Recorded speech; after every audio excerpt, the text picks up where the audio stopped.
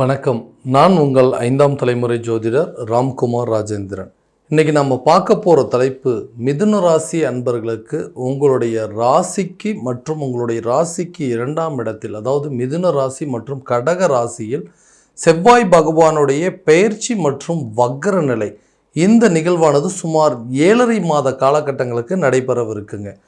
செவ்வாய் பயிற்சி, அதாவது இந்த செவ்வாய் பகவானுடைய பயிற்சி மிதுன ராசியிலிருந்து கடக ராசிக்கு 20/10/2024 முதல் 4/12/2024 வரை இந்த பயிற்சி காலகட்டங்களில் ஆல்ரெடி கடக ராசியில் நடந்துட்டு இருக்குங்க. அதே நேரத்தில் இந்த செவ்வாய் பகவானுடைய வக்ர நிலை அப்படிங்கிறது கடக ராசியில் 7/12/2024 முதல் 21/1/2025 வரை கடக ராசியில் இந்த செவ்வாய் பகவானுடைய வக்ர நிலையானது நடைபெறவிருக்குங்க. ஸோ இந்த வக்ரத்திலிருந்து மீண்டும் மிதுன ராசிக்கே பயிற்சி அடைகிறார். இந்த மிதுன ராசிக்கு செவ்வாய் பகவானுடைய பயிற்சி 21/1/2025 முதல் 3/4/2025 வரை இந்த மிதுன ராசிக்கு பின்னோக்கி பயணம் செய்கிறாருங்க. கடகத்திலிருந்து மிதுனத்திற்கு மறுபடியும் இந்த செவ்வாய் பகவான் அதாவது மிதுனத்திலிருந்து மீண்டும் கடக ராசிக்கு பயிற்சி அடைக்கக்கூடிய காலகட்டங்கள் என்னென்னா 3/4/2025 முதல் 7/6/2025 வரை கடக ராசியில் சஞ்சாரம் செய்கிறார். ஸோ இந்த நிகழ்வு முன்னுக்கும் பின்னோக்கி செல்லக்கூடிய ஒரு நிகழ்வு. இந்த நிகழ்வு காலகட்டங்கள் இது ஒரு அரிய வகையான ஒரு காலகட்டங்கள் அப்படின்னு சொல்லலாம். 7.5 மாத காலகட்டங்கள் நடைபெறவிருக்கும் இந்த நிகழ்வு செவ்வாய் பகவான் ஒருவருக்கு ஆற்றல், பலம், சிந்தனை மற்றும் வலிமை, வீரம் ஆகியவற்றிற்கு காரணியாக விளங்கக்கூடியவர். சகோதரக்காரகன், இரத்தக்காரகன், நிலம் மற்றும் கட்டிடம் சம்பந்தப்பட்ட அனுகூலத்தை கொடுக்கக்கூடியவர். இந்த செவ்வாய் பகவானுடைய பயிற்சி காலகட்டங்களில் மிதுன ராசி அன்பர்களுக்கு எந்த விதமான அற்புதங்கள் மற்றும் சிறப்புகள் கொடுக்க போகுது அப்படிங்கிறத தெளிவாகவும் துல்லியமாகவும் இந்த காணொலியில் பார்க்கலாங்க. நம்ம சேனலை ஃபஸ்ட் டைம் பார்க்குறோம், அந்த சப்ஸ்கிரைப் பண்ணிக்கோங்க. பெல் பட்டனை கிளிக் பண்ணி ஆல் அப்படிங்கிற ஆப்ஷன் கொடுத்துக்கோங்க. ஸோ மிதுன ராசி அன்பர்களுக்கு இந்த நிகழ்வு உங்களுடைய ஜென்மஸ்தானம் மற்றும் 2ஆம் இடமான குடும்பம், தனம் மற்றும் வாக்குஸ்தானத்தில் நடைபெறவிருக்குங்க. ஸோ அறிவின் நாயகன் புதன் பகவானை அதிபதியாக கொண்ட மிதுன ராசி அன்பர்கள் அதிக அளவு மூளை பலத்தை கொண்டவர்கள். தன்னுடைய உடல் பலத்தை காட்டிலும் மூளை பலமே ஜாஸ்தி அப்படின்னு சொல்லாங்க. ஸோ அறிவு அதிகம் அப்படிங்கிறது, அறிவு பலம் அப்படிங்கிறது அதிகங்க. எந்த ஒரு விஷயத்தையும் புத்திசாலித்தனமாக செயல்படக்கூடிய நபர்கள். அவர்களுடைய மூளை அப்படின்னு பார்த்தீங்கன்னா மின்னல் வேகத்தில் செயல்படக்கூடிய ஒரு திறன் அப்படிங்கிறது எப்போவுமே ரொம்ப ஜாஸ்தியாக இருக்கும். ஞாபகத்திறன் அப்படிங்கிறது ரொம்பவே ஜாஸ்திங்க. அடுத்தவங்களுக்கு யோசனை சொல்லக்கூடிய ஒரு நபர்கள், ஆனால் உங்களை பற்றி எப்போவுமே அதை பற்றி நினைக்கிறதே இல்லை. ஸோ நிறைய பேர்த்துக்கு அட்வைஸ் மட்டும் பண்ணிகிட்டு இருக்கிறது. அவங்களுக்கு புத்தி சொல்லக்கூடிய ஒரு யோகம் எல்லாமே இருக்குது. உங்களை பற்றி எப்போவுமே யோசிக்கிறதே கிடையாதுங்க. ஸோ அந்த ஆன்மீக நம்பிக்கை அப்படிங்கிறது எப்போவுமே உங்களுக்கு ஜாஸ்தி. அதே போல் நிர்வாகத்திறன் அப்படிங்கிறது கிட்டத்தட்ட ரொம்ப ஜாஸ்தியாகவே இருக்குங்க. எந்த ஒரு விஷயத்தையுமே ரொம்ப யோசித்து செயல்படுத்தக்கூடிய ஒரு நபர்கள். இந்த காலகட்டங்கள் கடந்த சில காலகட்டங்களாக பார்த்திங்க அப்படின்னா எல்லா விஷயத்தையும் நல்லா தாங்க பிளான் பண்ணி பண்ணுறான். அது ஏதோ ஒரு விதத்தில் எல்லாமே ஃபெயிலியராகவே போயிட்டுருக்கு. ஒரு தொழில் ரீதியாக எடுக்கக்கூடிய முயற்சிகள்லாம் தடைப்பட்டுட்டே இருக்குது. நான் ஒன்று நினைக்கிறேங்க, ஆனால் அது நடக்கிறது வேறு விதமாக இருக்குது. பிஸ்னஸை எப்படியாவது ஒரு பிஸ்னஸை விரிவுபடுத்தணும் அப்படின்னு நினச்சி ஒவ்வொரு முயற்சியும் பண்ணிகிட்ருக்கேன். ஆனால் முயற்சிகள் எல்லாமே தடையாக இருக்குது. ஒரு விதமான பதட்டம் அப்படிங்கிறது உருவாயிட்டு இருக்கு. எந்த விஷயத்தையுமே என்னால் செய்ய முடியலைங்க. இதனால் மற்றவங்க என் மேலே இருக்கக்கூடிய அந்த மதிப்பு மரியாதையெல்லாம் கொஞ்சம் கொஞ்சமாக குறைஞ்சிட்ருக்கு. உன்னால் எதுவுமே பண்ண முடியலையே, உன்னால் எதுவுமே பண்ண முடியாது அப்படிங்கிற மாதிரி சொல்கிறாங்க. எனக்குன்னு சில கிடைக்க வேண்டிய பண உதவிகள் அப்படிங்கிறது கிடைக்க மாட்டேங்குது. குடும்பத்துலேயும் யாருமே எந்த ஒரு சப்போர்ட்டுமே கிடையாதுங்க. ஸோ நான் சொன்னால் இப்போ யாருமே நம்ப மாட்டேங்கிறாங்க. நான் இதை பண்ணலான் இருக்குங்க அப்படின்னு சொன்னால் நீ சொல்கிறது மட்டும்தான், இப்போ எதையும் நீ செய்ய மாட்டே அப்படிங்கிற அளவுக்கு என்னுடைய நிலைகள் அப்படிங்கிறது டோட்டலாக தலைகீழ் தான் மாறிடுச்சுங்க. ஸோ மறுபடியும் என்னுடைய பிஸ்னஸை எப்படி ரீஸ்டார்ட் பண்ணுறதுனே தெரியாமல் இருக்குது. அந்த பிஸ்னஸை நல்லபடியாக பண்ண முடியுமா, தேவையான பண ரீதியான பிரச்சனைகள் அப்படிங்கிறது தீர்மானம் கட்டாயமாக உங்களுடைய ஜென்மஸ்தானத்தில் பயிற்சி நடக்குதுங்க. அதே போல் வக்ர நிலை அப்படிங்கிறது உங்களுடைய ராசிக்கு 2ஆம் இடம். வக்ர நிலைன்னு தான் இருக்கக்கூடிய நிலையிலிருந்து பின்னோக்கி செல்லக்கூடிய ஒரு அமைப்புங்க. அதாவது வக்ர நிலை அப்படின்னு சொல்லக்கூடியது. அப்போது இது வரைக்கும் யாருக்கெல்லாம் தேவையற்ற சில தடைகள், யாருக்கெல்லாம் கெடுபலனை கொடுத்துட்டு இருந்தோ அவங்களுக்கு சுப பலனை கொடுக்கக்கூடிய ஒரு காலகட்டங்கள். அப்போ இந்த காலகட்டங்களில் எல்லா விதமான முயற்சிகள் அப்படிங்கிறது பணம் ரீதியாக நீங்கள் தொழிலுக்கு எடுக்கக்கூடிய முயற்சிகள் நல்ல ஒரு பலன் அப்படிங்கிறது கொடுக்குங்க. எதிர்பார்த்த இடத்துலேருந்து தனம் சம்மந்தப்பட்ட அதாவது ஒரு அனுகூலம் அப்படிங்கிறது கட்டாயமாக இருக்கும். யாருக்கிட்ட பணம் ஹெல்ப் கேட்டிருப்பீங்க, ரொம்ப நாளாக தடைப்பட்டே இருக்கும்ல, ஒரு பேங்க்கில் வந்துட்டு லோன் கேட்டிருப்பீங்க, அது கூட உங்களுக்கு சரியான நேரத்தில் கிடைக்காது. அல்ல உங்களுக்கு கொடுக்க வேண்டிய பணம் அப்படிங்கிறது கூட கரெக்டான நேரத்தில் வந்து சேரலைன்னு சொல்கிறவங்களுக்கு இந்த காலகட்டங்களில் பணம் சம்மந்தப்பட்ட பிரச்சனைகள் அப்படிங்கிறது கண்டிப்பாக தீருங்க. உங்கள் பிஸ்னஸை கரெக்டான நேரத்தில் சக்ஸஸ்ஃபுல்லாக நடத்துறதுக்கான வாய்ப்பு, அதை எப்படி விரிவுபடுத்தணும்னு நினைக்கிறீங்களோ அதையும் நீங்கள் அதே நேரத்தில் கண்டிப்பாக பண்ணக்கூடிய ஒரு வாய்ப்பு, ஒரு நல்ல யோகமாக இருக்க போது இந்த செவ்வாய் பகவானுடைய பெயர்ச்சி மற்றும் வக்ர நிலை. ஸோ வேலையில் இருக்கங்க, எந்த வேலையை செய்கிறோம், எல்லா வேலையும் நல்லா தான் செய்கிறோம், எல்லாத்தையுமே வந்து பர்ஃபெக்டாக செய்து முடிக்கிறோம், மற்றவங்க பண்ணுறத விட நான் ரொம்ப புத்திசாலித்தனமாக செயல்படுத்துவேன், இது இல்லாத எனக்கு ஒரு நல்ல பேரே இருக்குது, எல்லா நாலேஜ் ரொம்ப ஜாஸ்திங்க, அவருக்கு வந்து டெக்னிக்கல் நாலேஜ் அதிகமாக இருக்குது அப்படின்னு எல்லாருமே சொல்கிறாங்கன்னா, அந்த நாலேஜை வச்சு என்னால் அடுத்த லெவலுக்கே போக முடியாமல் இருக்குது. எனக்கு பின்னாடி ஜாயின் பண்ணவங்கெல்லாம் அவர்கிட்ட போய் கேட்டுக்கங்க, அவர்கிட்ட போய் கேட்டு தெரிஞ்சுக்கங்கன்னு சொல்லி எங்கிட்ட தான் அனுப்புகிறாங்க. நானும் எல்லாத்துக்கும் நல்லதாக ட்ரைனிங் பண்ணுறேங்க, நல்லதாக சொல்லிக் கொடுக்குறேன். ஆனால் என்னோடய நிலை இன்னும் அதே இடத்துல தான் இருக்குது. முன்னேற்றம் அப்படிங்கிறதே இல்லாமல் இருக்குங்க. இந்த முன்னேற்றம் அப்படிங்கிறது ஒரு சம்பள உயர்வு அப்படிங்கிறது இருக்கணும், அல்லது ஒரு பதவி உயர்வு சம்மந்தப்பட்டது இருக்கணுங்க, இல்லை ஒரு இடத்துலேருந்து இன்னொரு இடத்துக்கு ட்ரான்ஸ்ஃபர் அல்லது ப்ரொமோஷனை கொடுக்கணும். இந்த விஷயங்கள்லாம் எதுவுமே இல்லை. ஒரே இடத்துல ஒரே சம்பளத்தில் தான் ரொம்ப நாளாக வேலை செஞ்சிட்ருக்கேன். ஸோ இந்த இடத்த விட்டு போகலாம் அப்படின்னு சொன்னால் கூட என்னால் அடுத்த இன்டர்வியூஸுங்கிறது கரெக்டான விதத்தில் எனக்கு சக்ஸஸ் ஆக மாட்டேங்குதுன்னு யோசிச்சுட்டு இருக்கிறவங்களுக்கு இந்த காலகட்டங்களில் உங்களுக்கு அது ஒரு அரிய வகையான ஒரு வாய்ப்புகள் அப்படிங்கிறது உருவாகும். ரொம்ப நாளாக ஒரே கம்பெனியில் இருக்கீங்க, உங்களுக்கு ப்ரொமோஷன் கிடைக்கல அப்படின்னு யோசிச்சுட்டு இருந்தீங்கன்னா கட்டாயமாக இந்த நேரத்தில் ப்ரொமோஷன் அப்படிங்கிறது கிடைக்கும். அதே போல் சேலரி இன்க்ரிமெண்ட் கண்டிப்பாக கிடைக்கும். ஏன்னா தனம் சம்மந்தப்பட்ட அடுத்த லெவலுக்கு கொண்டு போகிறதுக்கான ஒரு சூழல் அப்படிங்கிறது கண்டிப்பாக உருவாகும். ஏன்னா பணம் சம்மந்தப்பட்ட விஷயம் இல்லைங்களா.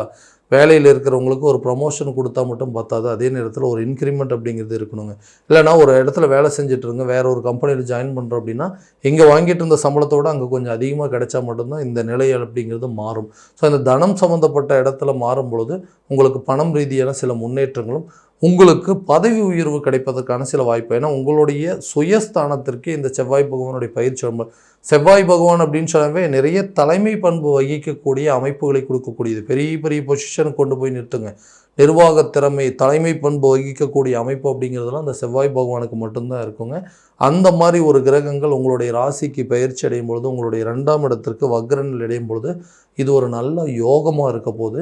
வேலை சம்மந்தப்பட்ட விஷயங்களில் நல்ல ஒரு முன்னேற்றம் இருக்கும். வெளிநாடு சம்மந்தப்பட்ட வாய்ப்புகள் அப்படிங்கிறது கட்டாயமாக இருக்குங்க.